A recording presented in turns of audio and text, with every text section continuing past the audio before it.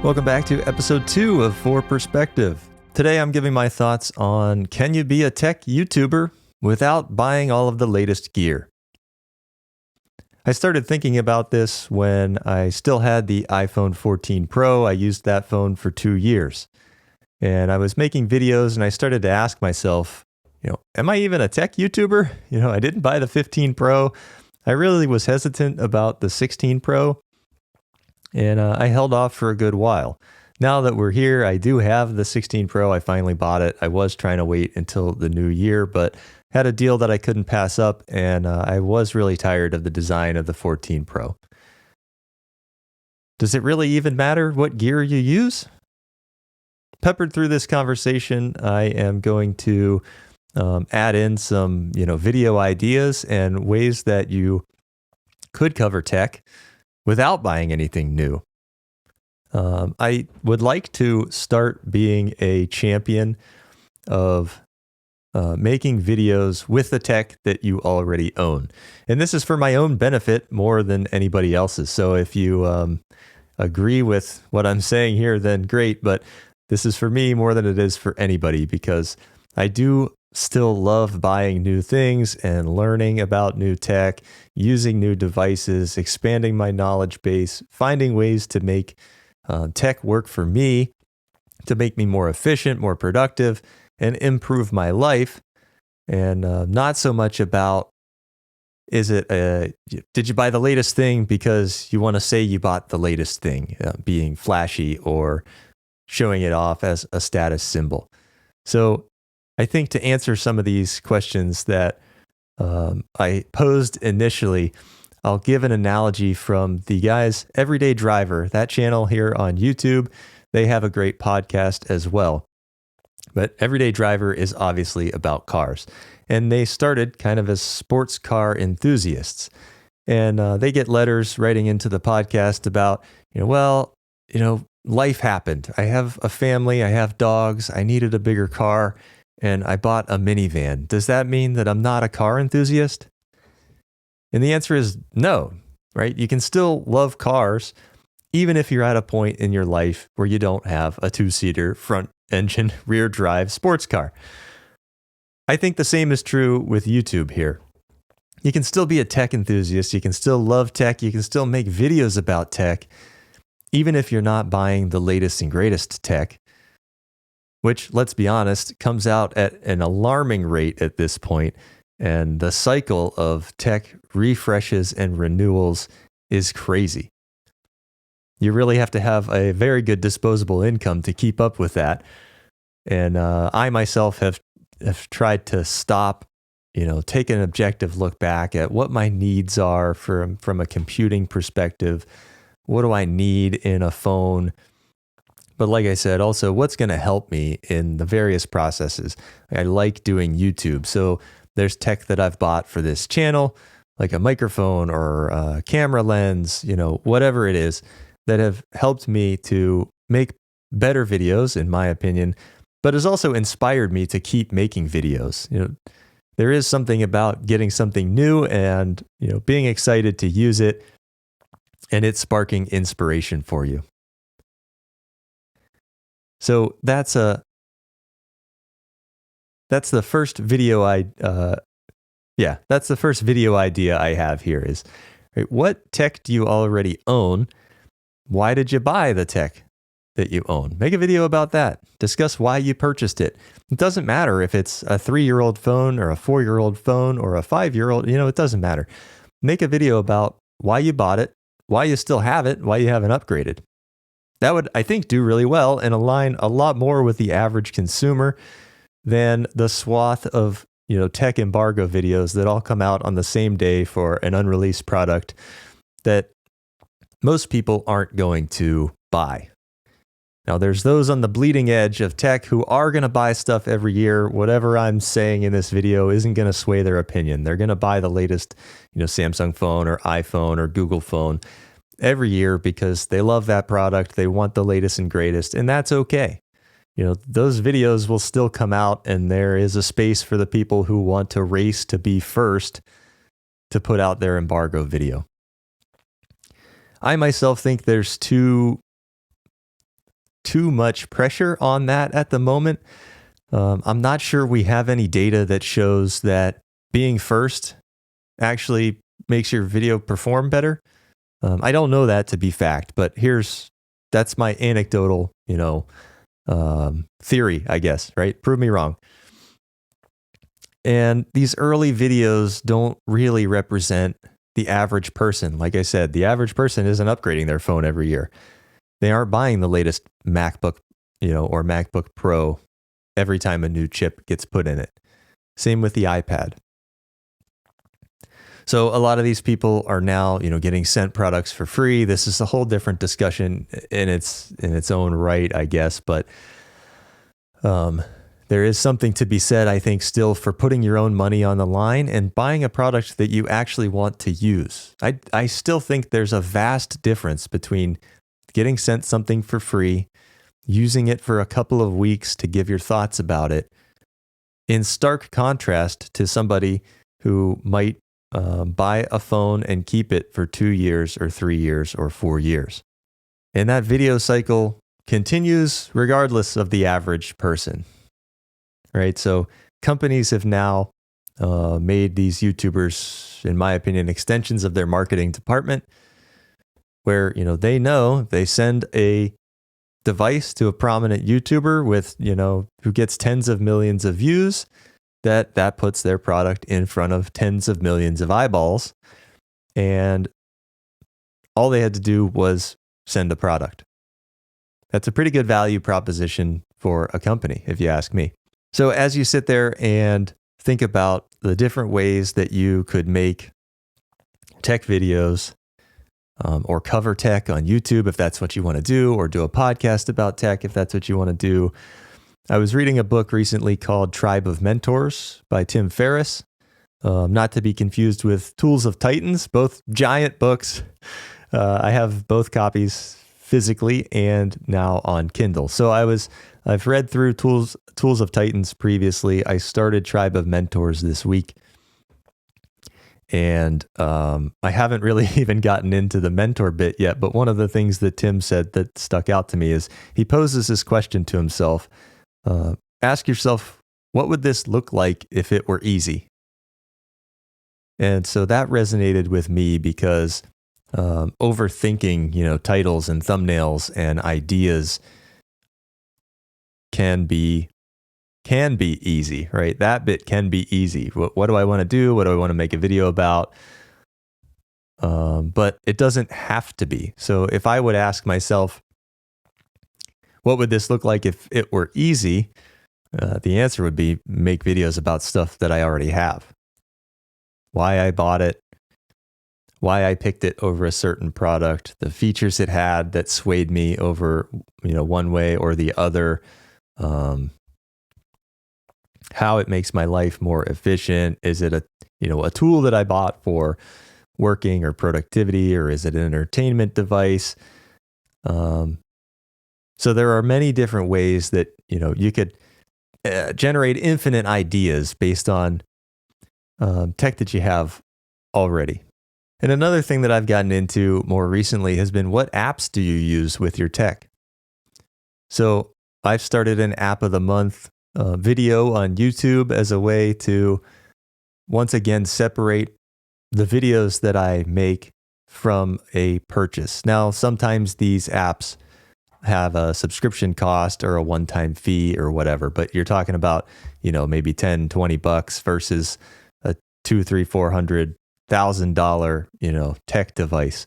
So I made a list of all the apps that I use on a daily or weekly basis. I just scrolled through my phone one day and said, here's, I came up actually with an idea for every month for the next year and a half, which is, over 20-ish ideas, something like that. And then I categorized them. I said, what do I use this for? Is it a productivity app? Is it an entertainment app? Is it, a utility? Where do I use it? Is it a Mac mainly app, a phone app, an iPad app? And now I have a list in just a few minutes of, like I said, 20 to 30 video ideas And I can do one of those every month, pepper that in between other things that I want to do on the channel. And that's great. I didn't have to think too hard about that. And what I do in those videos, I go through the features that I use, why I like the app, why I think it's better versus, another app if I have a comparison to use. Do a couple cool little animations and things, show some people the features that I like. And yeah, it's a simple series that I enjoy doing, and I could see myself doing that, in a long-term fashion. I've only done, I think, 3 videos so far, one of which may not be posted at this time, but it's been good, and it also kind of reframes the conversations in my head about why I've picked a certain tool or a certain application to use. And idea generation, doesn't really come naturally for me. So the more you practice, the better you get at it. I have taken a couple of courses. Part-Time YouTuber Academy employs some of the endless idea generation stuff that comes from the Ship 30 course, which I am taking right now. And those things give you, mounds of ideas, or really teach you how to come up with mounds of ideas for topics that you're interested in. And then, you can kind of put a few things out into the world and see what your audience resonates with. And you want to align those two things. What did I like doing? What did my audience like watching? And, there you go. You don't have to do a lot of work to figure out where you might put your main niche.